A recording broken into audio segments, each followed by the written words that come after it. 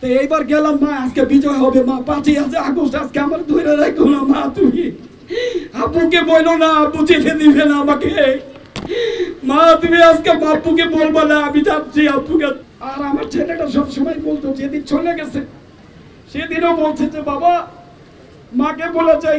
মাকে বলে গেলাম মা আজকে আজকে বিজয় হবে, 5ই আগস্ট আজকে বিজয় হবে, বিজয়ের জন্য আমি যাচ্ছি। আমার ছেলেটার ব্যাংকে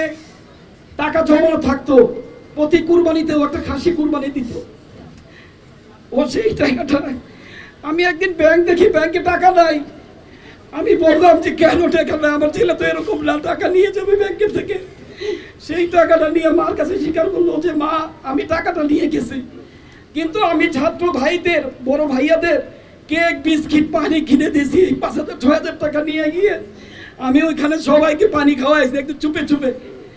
তো এইবার গেলাম, মা আজকে বিজয় হবে, মা 5ই আগস্ট, আজকে আমার ধরে রাখো না মা, তুমি আব্বুকে বলো না, আব্বু যেতে দিবে না আমাকে, মা তুমি আজকে আব্বুকে বলবো না, আমি যাচ্ছি আব্বুর কাছে বলবো না, আজকে বিজয় হবে মা, আজকে বিজয় হবে। আমাদের মেধা শূন্য করে দেওয়া হচ্ছে মা, মা আমাদের মেধা শূন্য, আমাদের লেখাপড়া শূন্য ধ্বংস করে দেওয়া হয়েছে এই দেশে।